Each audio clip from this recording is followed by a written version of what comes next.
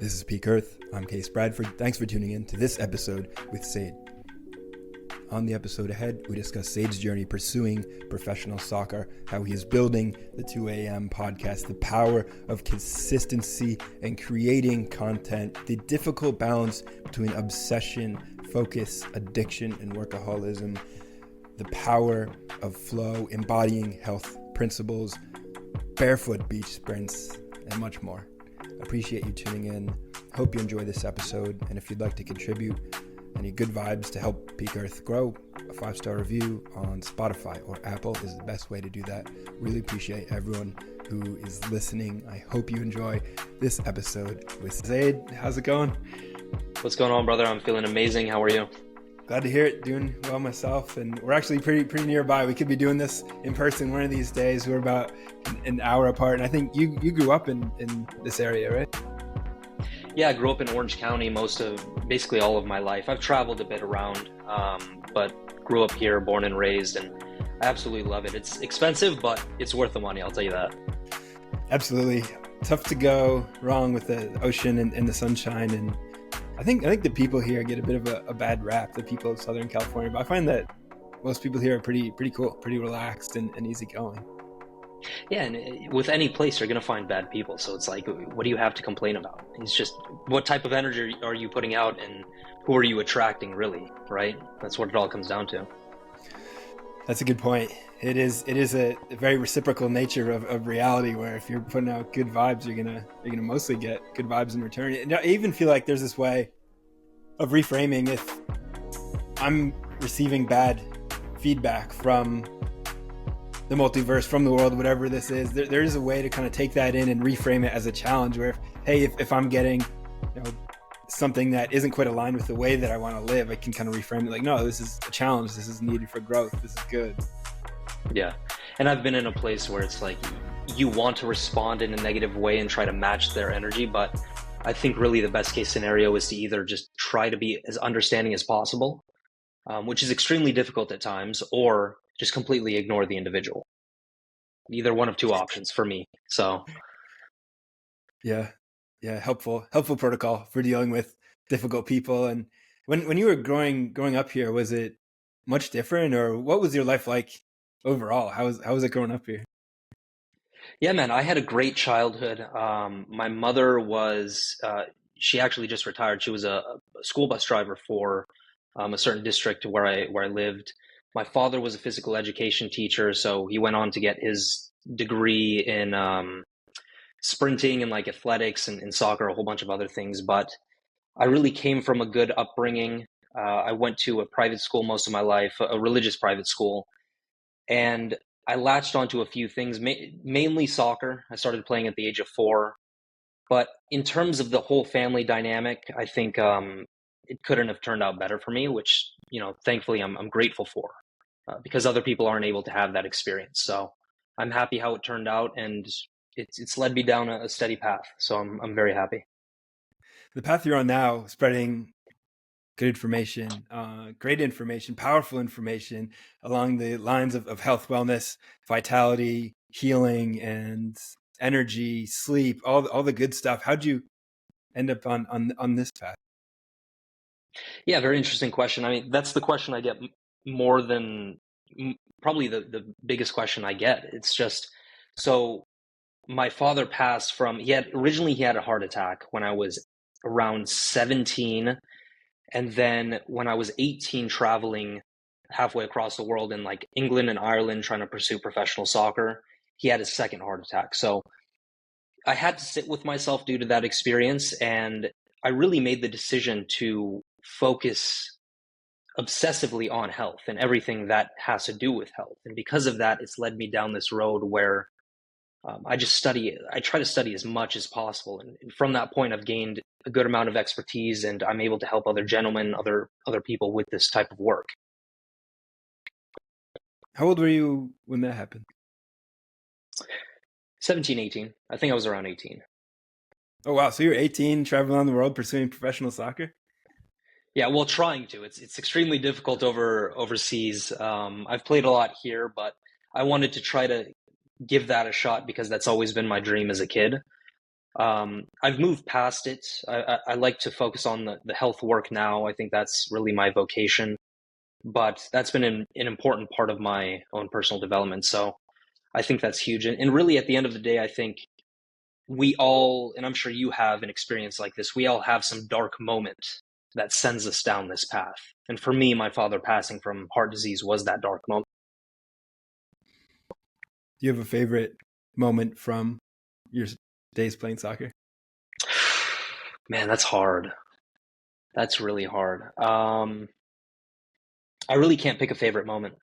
I mean, surely like playing in England when it's fall and the leaves are just perfect and the pitch is just crisp, like that's amazing. But I really like to enjoy the whole process when it comes to soccer because everything it's tough work, but it's very fulfilling. So I couldn't really pick out one moment. Is there something about it seems just in hearing your description that you're able to drop into a bit of a flow state and the rest of life kind of drops away as you're just kind of one in with the field and your team and the ball and the game? Yeah, absolutely, man. Flow state is such a big part of my life, and it's funny because when I stepped away from soccer, I have stepped away from it for not currently, but in the past for a couple months here and there. And I can really feel myself get into like this low level anxiety or depression because of what that flow brings into my life. And I think it's just so crucial for myself and just every other human being. And I'm sure you've read the book, what is it, Flow by Chickman. What's his name? I think Mihai it's Mihai. Csikszentmihalyi? Yeah, that's it. Perfect. But yeah, that's an instrumental book. And the flow state really brings so much joy to my life, and I'm sure you resonate. I'd actually like to hear some of your thoughts on what you feel about flow. Absolutely. It's kind of what we're here for. I think in a lot of ways, it's really the pinnacle of experience in life. Like everything good comes from a result of flow in a lot of ways, at least everything truly good at like a base level, not these like easy access drugs that we all have at our fingertips these days, whether that's a food drug or something that's more hard or something that's more soft, like a Netflix streaming video. You could say that's a Yeah. drug in a lot of ways. It's sort of a technical drug. All these things that we have, but anything that would be more fundamental or ancestral or a deeper woven aspect of reality, part of life from deep time perspective, all that comes through flow. Like play is such a fun and important.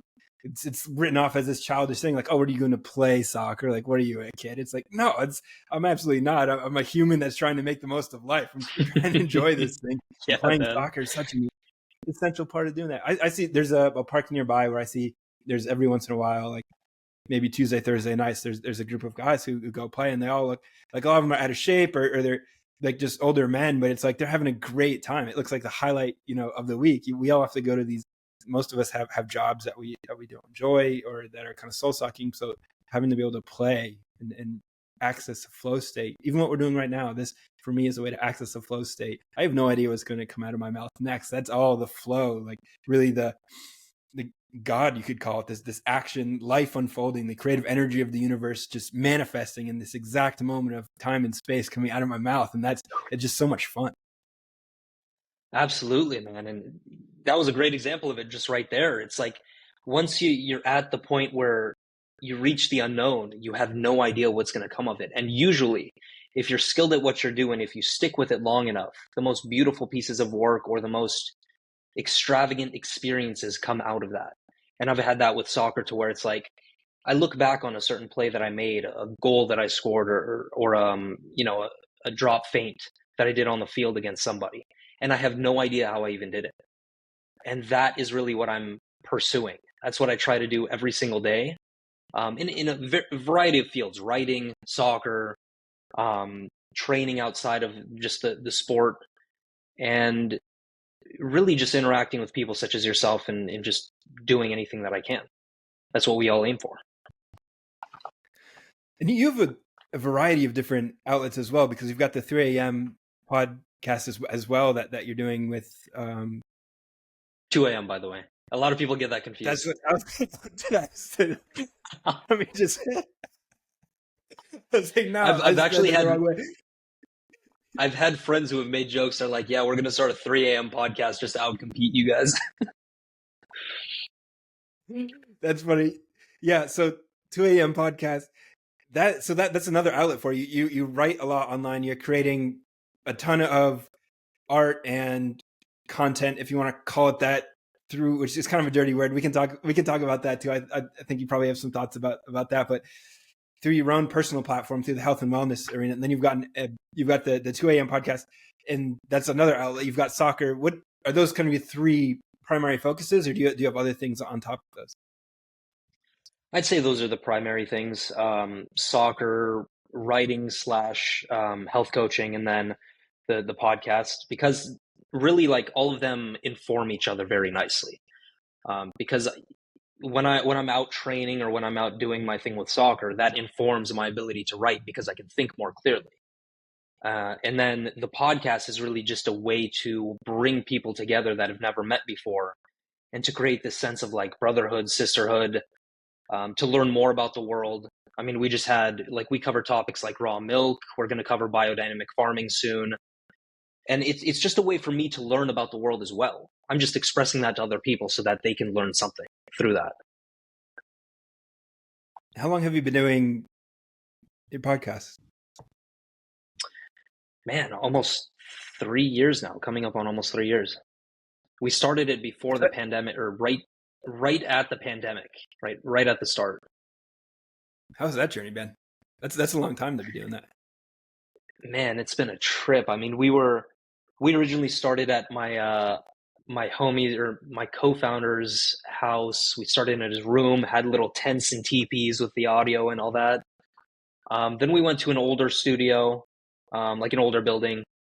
A lot of fun stories from that, but we decided that we had to get out. But that was really where we laid the foundation. So now we're actually, coincidentally, life comes full circle. So we're back in the original place. But it's a joy, man. Just exploring creativity and talking about all sorts of things. And hopefully I want to bring you onto the podcast, maybe in person, and we can see what we can do. But it's just the exploration of the unknown. It's fun. And so was that what would you say was the catalyst for that? Just exploring creativity, just seeing where it goes. And you have a co-host who does that with you. How often you guys record episodes? Because you're constantly creating through that platform. It's amazing. We used to do episodes probably like 5 to 6 times a week. Like, we were absolutely maniacal about it. Now it's slowed down to about 1 to 2 times a week, just because we have other things that we have to take care of. Money isn't necessarily being made from the podcast, so we're building our way up to that. But yeah, the content's such a huge part of our strategy, because we take the full length clips and then we chop it up into small reels, and then we send it out into all platforms. And that's been a strategy that's really worked well for us. So yeah.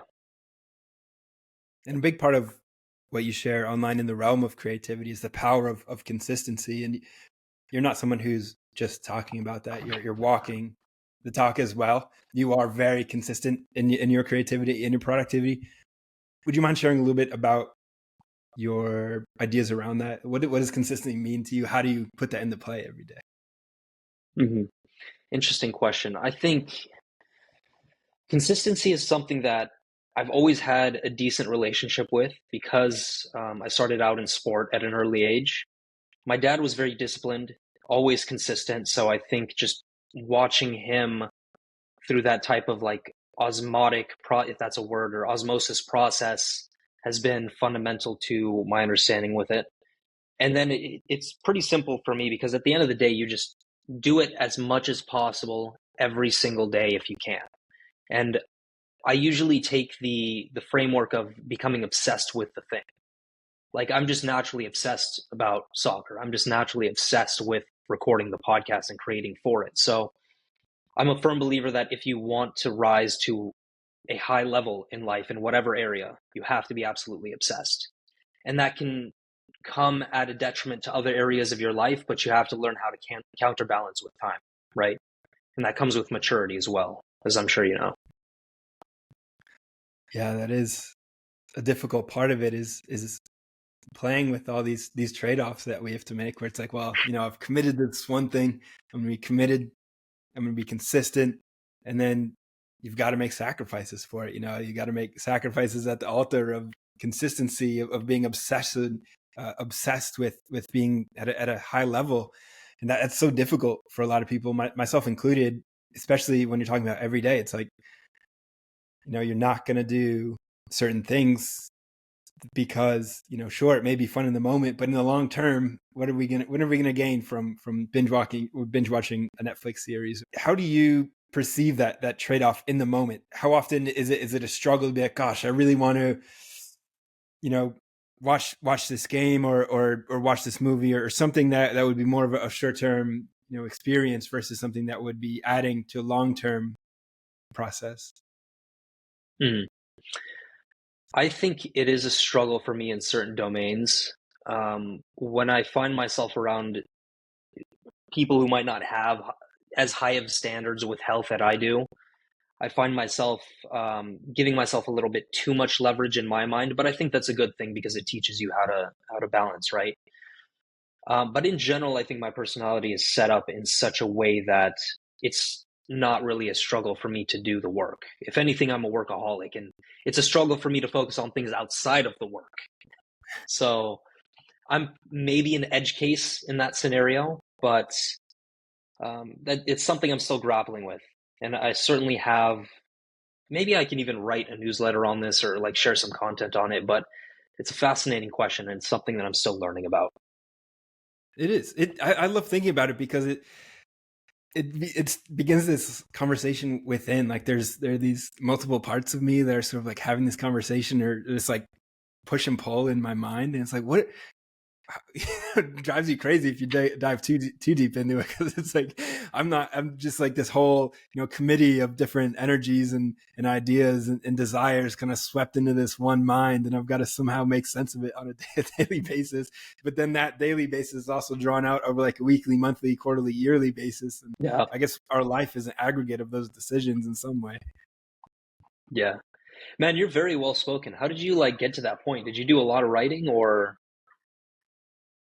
So it's funny, I used to be the quiet one. I still am. I'm very reserved. I don't speak much. I'm a man of few words outside of the podcast realm. Yeah. But when I began working outside of college, so I'm 32 now. When I was in my early 20s, I was just trying to find any job that I could, and that led me to bussing tables at a dive bar in Manchester, New Hampshire, where I grew up. And then from there, just started finding better jobs. So I was a waiter at a sports bar, and then I started having to interact Mm, with people more. And then I was a waiter at a fine dining restaurant, and interacting with more people, having slightly more sophisticated conversation.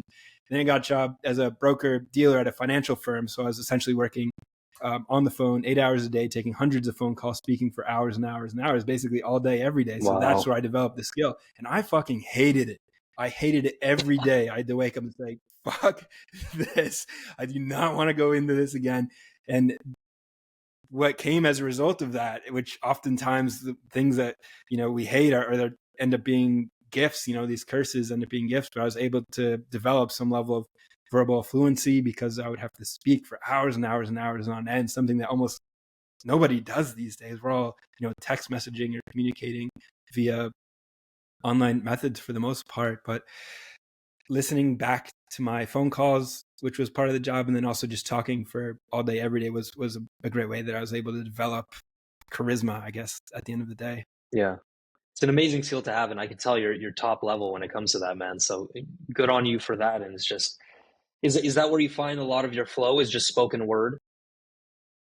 I definitely find it there, but I've always had access to it in a bit of a unique way. I think part of that was because I was very quiet and observant, and I didn't talk much. I was always in my own head when I was growing up. Mm. Always been a different, always been a bit of an outcast, always been a bit of a weirdo.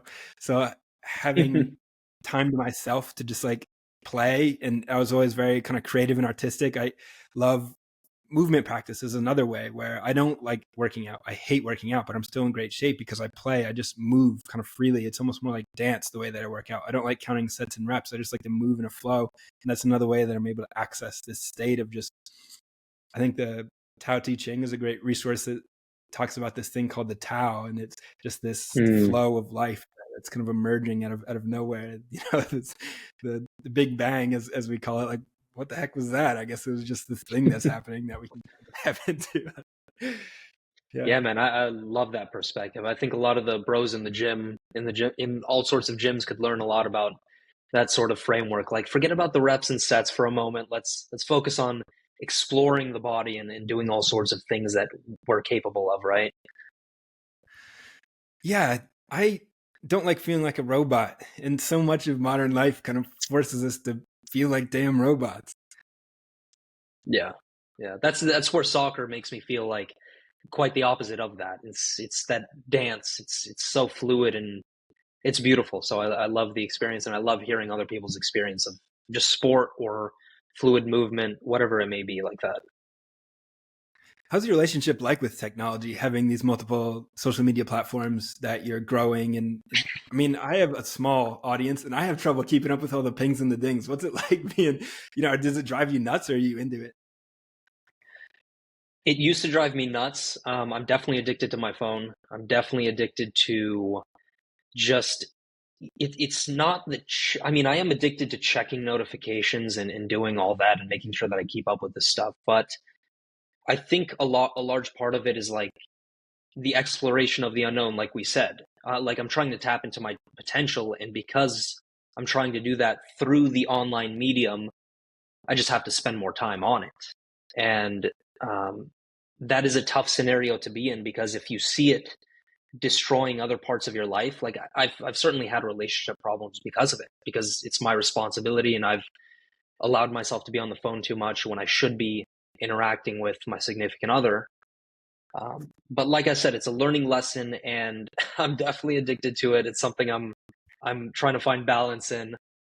But in general, I think it's a trade-off that I would I would rather make, or at least, like, if we're doing 50-50, I would rather go 60% phone, 50% other, at least for now, because that's just how I'm doing the work. It's a fine line between addiction and obsession. I think it's the same thing. I really do think it's the same thing, because you experience the same negatives, so to speak, but or maybe I can backtrack on that, because, like, what type of benefit do you get from addiction? You get a high, but is there really anything else that you get from that? Maybe that's the difference, is where if the pros outweigh the cons, or if the downstream consequences start to have a negative impact on your life, then it becomes an addiction. Otherwise, I guess you could say it's an obsession. I'm not sure. I mean, this is something we're all kind of grappling with as a new aspect of human life, is this infatuation with our smartphone, if you want to call it that. I hate calling it a phone. That's what we use it least frequently as. It's this portal to infinite everything. And yeah, it's easy to get obsessed with. Yeah, very easy, man. And I think if you're going to get obsessed with it, here's the thing. I think people have to become creators as opposed to consumers. Like, I am a voracious reader of health topics specifically, but I also consume just as much as I create, or I also create just as much as I consume. So you have to choose whether you're going to be in that realm as a creator or a consumer, without a doubt. That's so key and really powerful. Not to mention what you're creating. It's not just, you're not twerking on TikTok. You're creating really important, impactful information. This is stuff that could change It's lives for true. the better. So to be Yeah. obsessed with that is really an honor and a privilege and a responsibility and a calling. It's a deep and powerful, energy that you're putting into that. You're changing lives in a great way. So that makes it even more difficult, though, at the end of the day, when you're talking about relationships and just, maintaining, I don't know, work-life balance, if you want to call it that. Yeah. Yeah. No, I definitely couldn't be shaking my ass on the internet every single day. That's outrageous. But yeah, you have to, I think the awareness is key.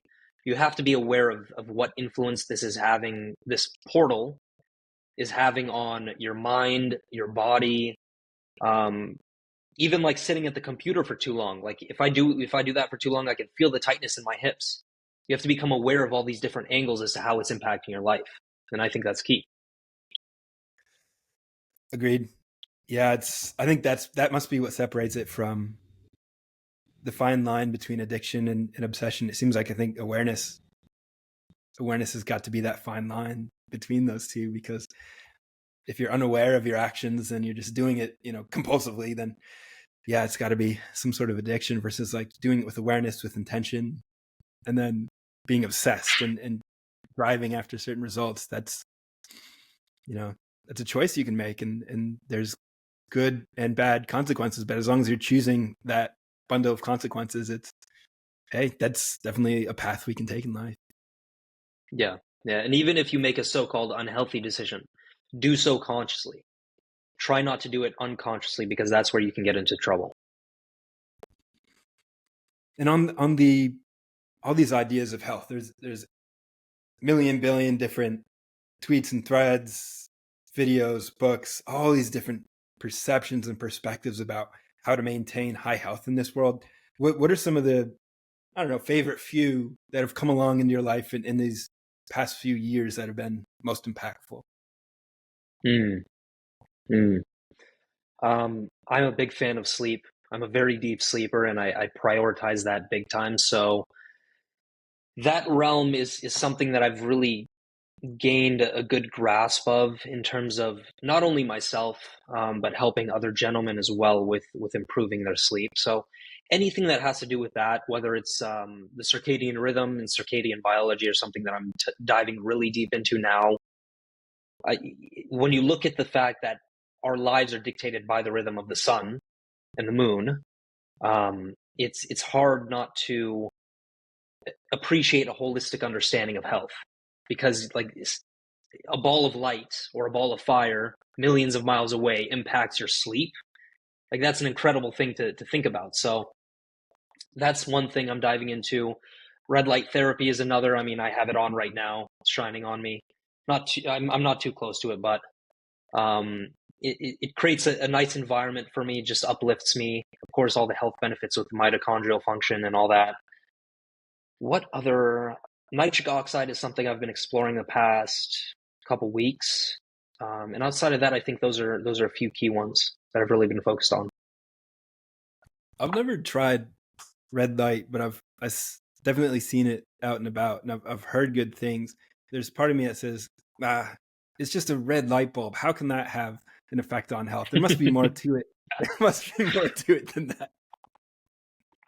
That's what most people think, but it's incredible, the impact it has on sleep, mood, energy, even where it tightens your skin. I mean, that's not a huge like selling point for men, but it is for women. So you'll certainly start to see, if they haven't already, you'll start to see big industry coming in and just trying to take advantage of this for like beauty and cosmetic and a whole sort of other things.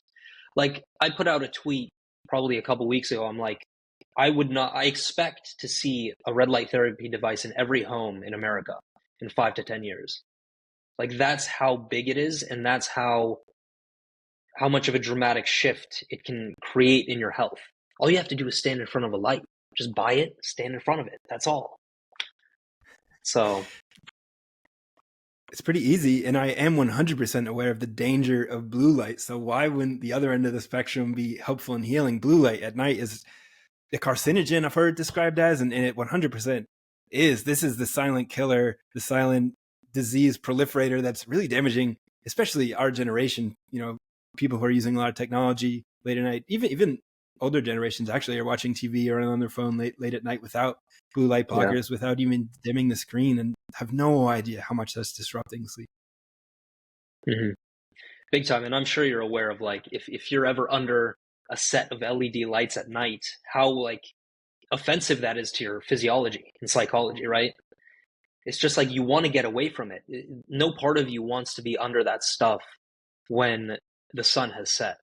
And I think that goes to show the power of circadian biology and like what your body actually needs, because it seeks certain light wavelengths from sunlight, from red light therapy. Even incandescent bulbs are very nice. I mean, I have one right there in the back. So it's all about becoming aware, like we said, of what you're introducing yourself in terms of light. It's so wild to me being a young man.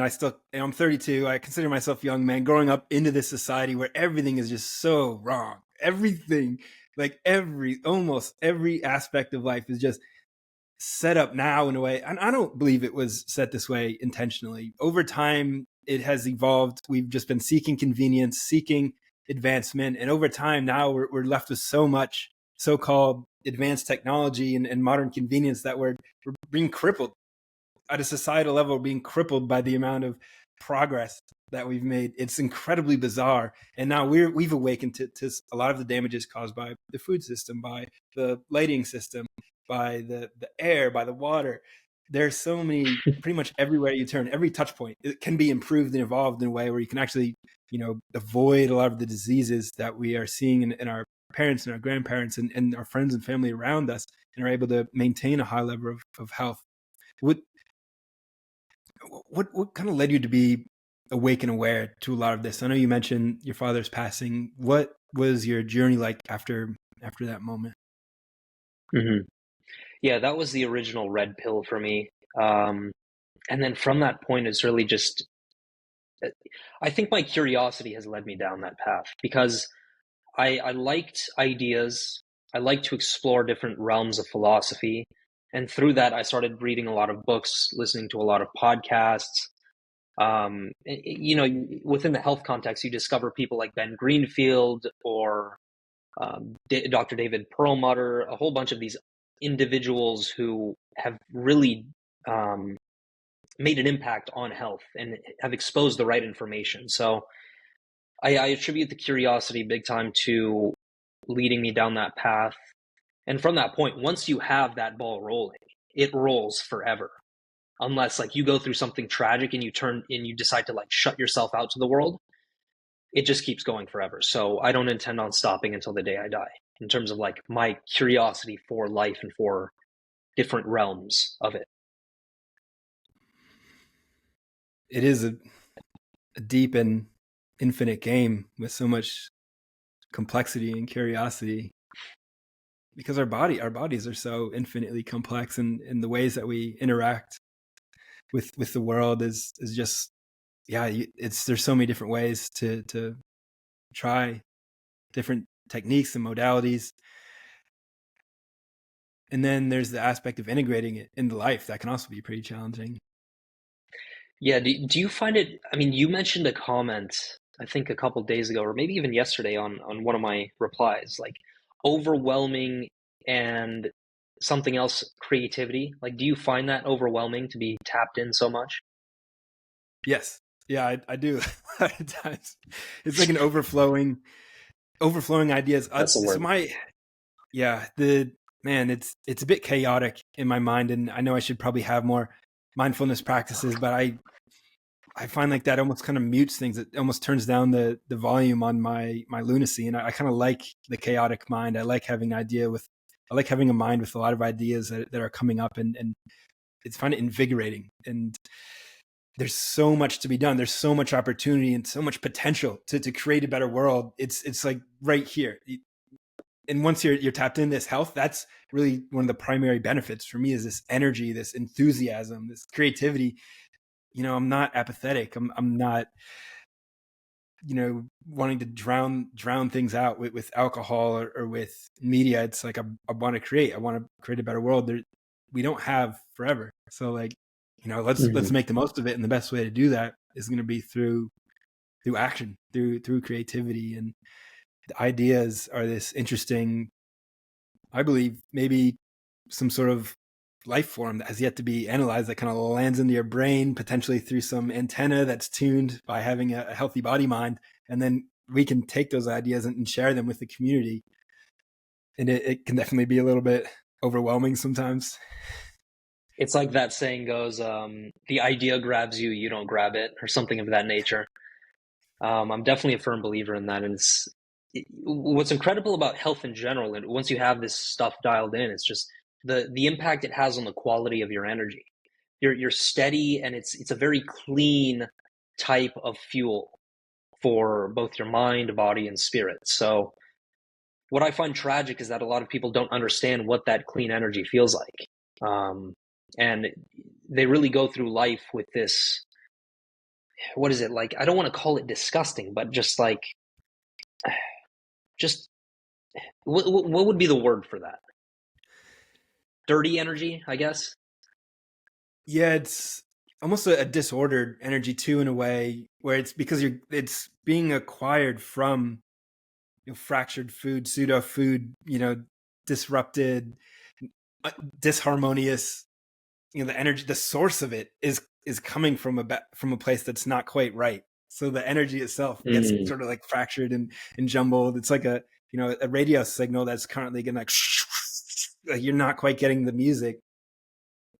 yeah. Feel very like discombobulated and just all over the place.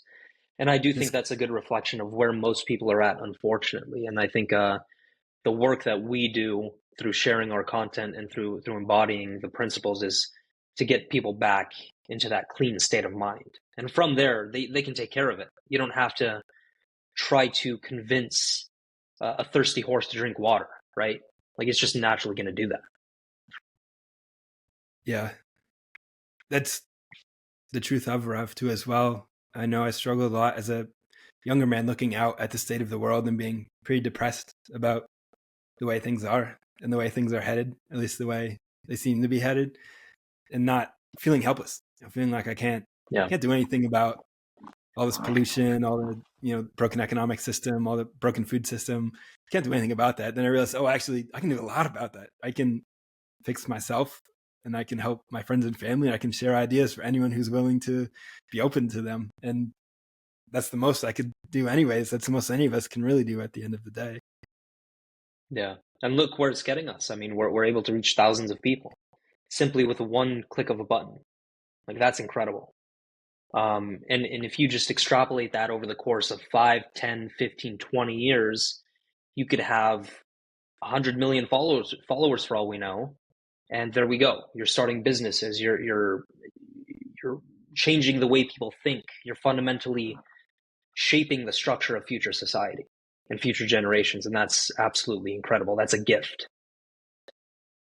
It is, and a great responsibility as well, to kind of serve whatever got us there. And it feels to me like it's some form of, I don't know, I guess truth is what you'd call it. Do you have the perception on the concept of truth? Like what is that? What does truth mean to you? That's interesting. I don't believe in the idea that truth is just a subjective thing, like my truth or your truth. That just we're just pointing to your experience or my experience. That doesn't mean it's inherently true for every single person or being out there, right? So I think objective truth.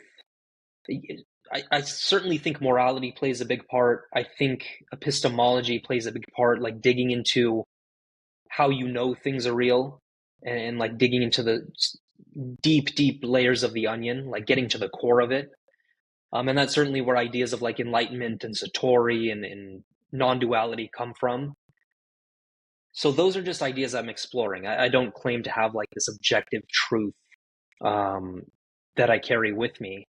There are things that have worked for other people in the health realm and in other realms, but by no means am I carrying like the staff of like I know everything and I'm gonna help lead you to the promised land, right? Yeah, I would be weary if you did. Although I might follow I might follow a few steps just to see where we end up. But it is crazy to think about this idea of truth, and then you layer that on with the idea of belief, where we can use our minds to just decide something, and it has real power. It, even in the health realm, people have one of the most mind blowing things to me is these like sham surgeries where people get like a fake surgery and their leg heals just because they believe they had the surgery. So and then their body just decides Wild. like, okay, yeah, we'll heal it. Isn't that Yeah. incredible? Have you ever had like something happen like that in your life where you, in hindsight, you realized you were exposed to something quote unquote harmful, but then you just didn't think about it? Nothing comes to mind, but I'm sure that that's happened before. Have you had something like that? Not really that, yeah, nothing that comes to mind, but I'm sure it's happened plenty of times in our lives if we can just recollect and bring it up. Yeah, I mean, man, in college, I look back to some of the things that I did, and I'm surprised that I'm alive today. Just the copious amounts of alcohol, the multiple, God, it was just so like, for example, the amount of weed that we would smoke, they would like, I remember when we would be, smoking a blunt and it would be like down to nothing. And they would put like a hole in a plastic bottle and put the blunt like in the plastic bottle and smoke it through that. It's like just the amount of like, I would never, doing that today would be insane. The amount of just like basically inhaling plastic. And it's like, how did I, and so near the end of college, I got this tumor growing out of my arm. There's like a tiny scar there, but so it was just Oh growing out wow. of nowhere. And I was wondering what that is. And looking back, it's like, why was I even curious? Like, it's obvious where that came from. I was living like an idiot. But that was a catalyst for me to then decide, oh, I'm going to take a deeper look at this health and wellness stuff because I'm 22. Why is there a tumor growing out of my arm? And that led me to a paleo diet. I ditched all the whole grains that I was eating at every meal, all the pastas, all the sandwiches, all the pancakes, etc., all the cereal. And then that alleviated my depression and anxiety, which had been a part of my adult life, my entire experience. I didn't know there was another way. So it's again another one of these examples where a lot of our, what we perceive as challenges and curses can become some of our greatest blessings over time. Yeah, 100%, man. I resonate absolutely with that. And like one thing that has expedited the process for me, and I know you talk a lot about this, is fasting. And I would like to dive into like just either the science behind it or the spirituality. Like, what's your perspective on fasting? Because I know you have come off a number of 5-day fasts, and I've seen the photos of that. That's incredible. Like just the face shots alone. Yes, that has been one of my deepest passions over the past 2-3 years now, has been these multi-day fasts. And I've interviewed a few master fasters, I guess if you want to call them that, on this recently on the podcast, who wrote books about it, who know a lot more than me on the topic. So they've just reaffirmed what I've learned through my own experience, is that there is a way to access a deeper level of healing within the human organism. This built-in technique, modality, feature of the Homo sapien, is that the Greeks called it viriditas, which means Mm. healing force. It's this green life force energy, or translating it to English isn't perfectly smooth because we don't exactly have a word or concept for it, but you see it when you cut yourself. That cut heals up and it goes away as if it never happens before. And for some reason, the medical establishment has difficulty sort of accepting that happens inside of us as well.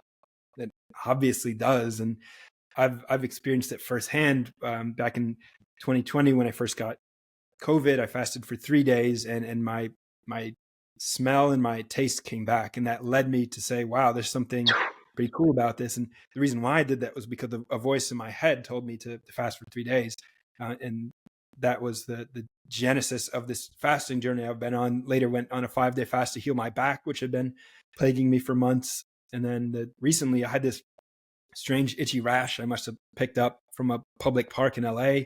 It was just like itching every once in a while. It wasn't going away. It was a real disturbing. And the 5-day fast that I did recently kind of cleared that right up. It hasn't itched for a long time. And as much as I dislike talking about itchy rashes on a podcast, it's a very legitimate another example of something that healed up, and it just works. It just works.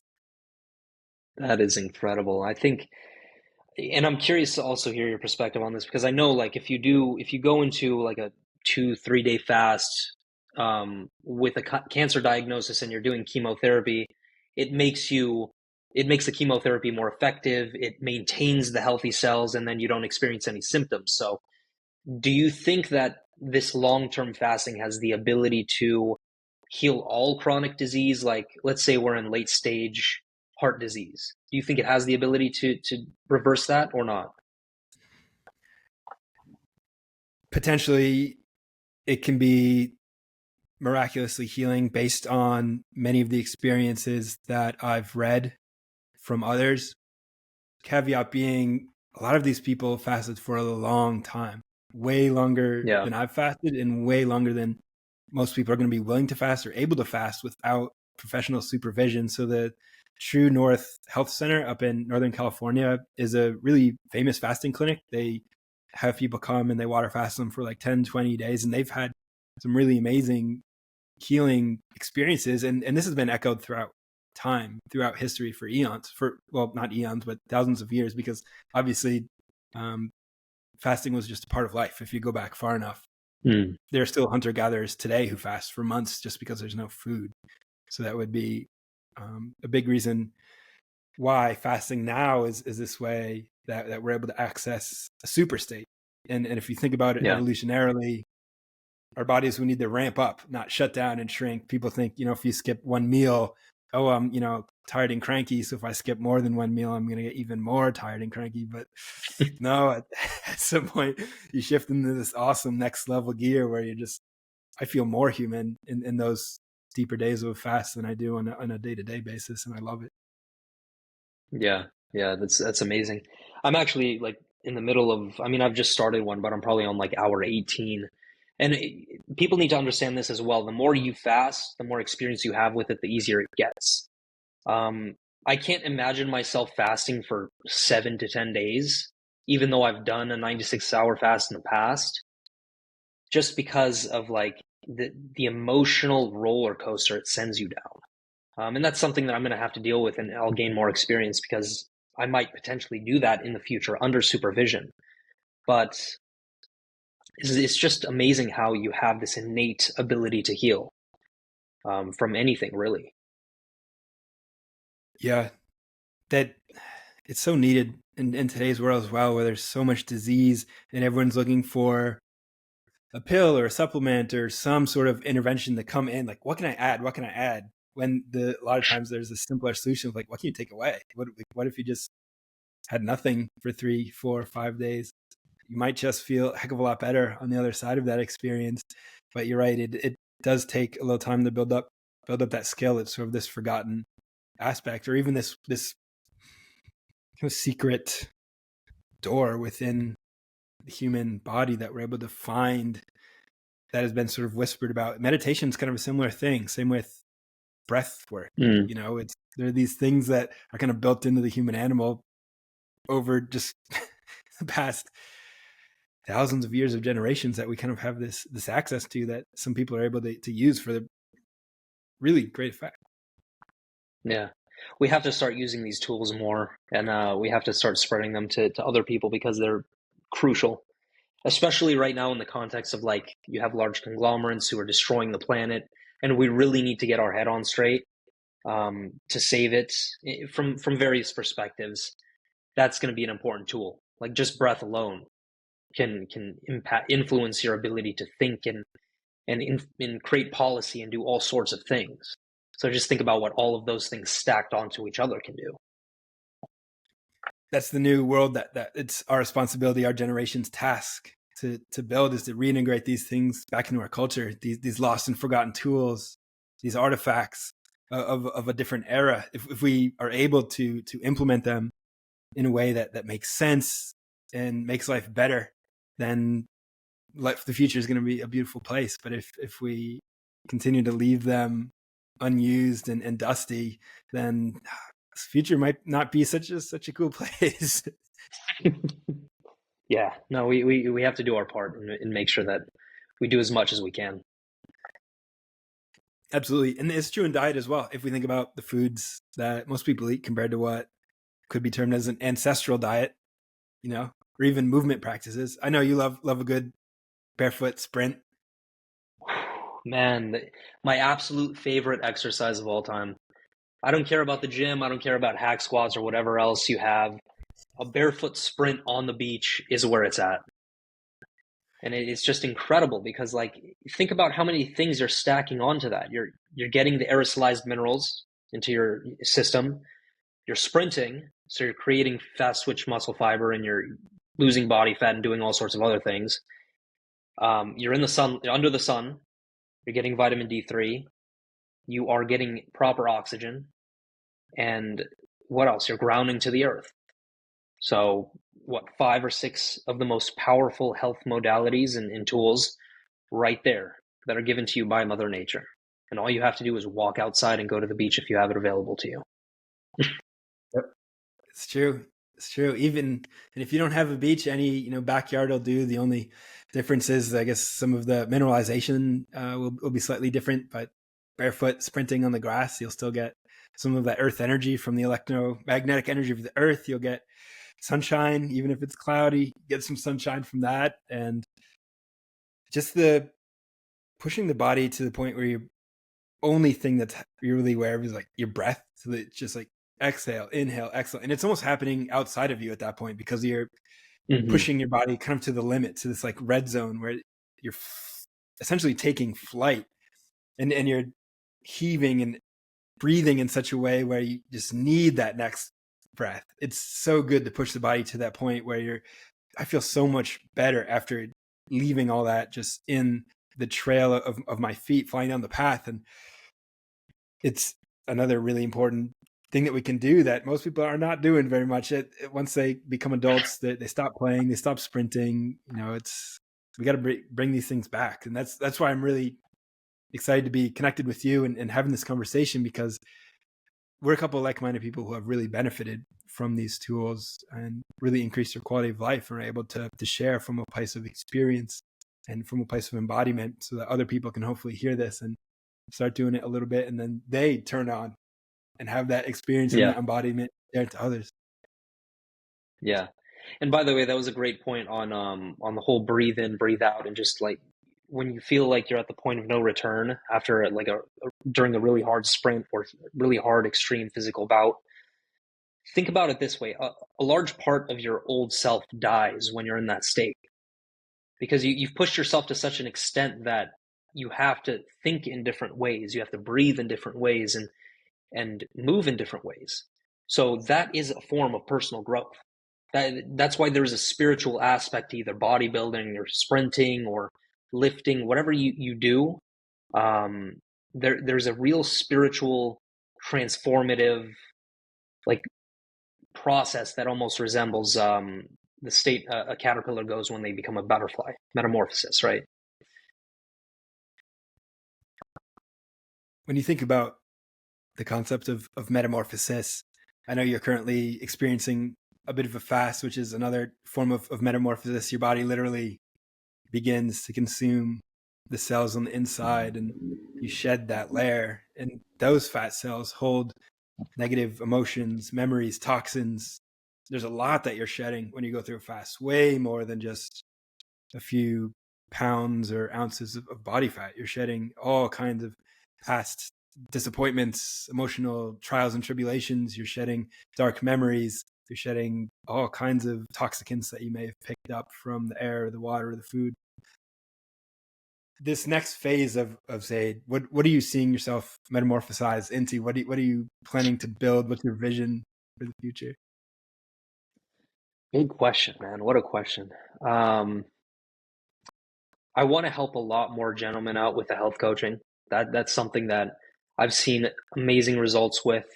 A lot, every single person who's decided to onboard with me has been like, you've either A, transformed my health completely, or B, taught me everything that I need to know for basically the rest of my life, outside of the things that you need to be curious about and learn about. Um, or C, just changed my mindset around health. So I find that a place of incredible potential, and that's something I'm going to explore deeper as we move into the future. And then, of course, the podcast is something that I'm heavy into. A lot of my time goes into that, so I want to bring on guests such as yourself, other individuals who are exploring the unknown and who are really just tapping into their own genius, because that's very important to me. I want to be around people who are excellent and who know what they're doing, and can inspire other people out there. And outside of that, I think just making sure I iron out any weaknesses within my psyche, and just ironing out any physical deficits that I feel like I have. Like I've developed a good amount of agility and all sorts of other movement patterns because of soccer, thankfully, but I also have some exploration to do in terms of building muscle and burning a little bit of body fat. So those are things that I really want to focus on.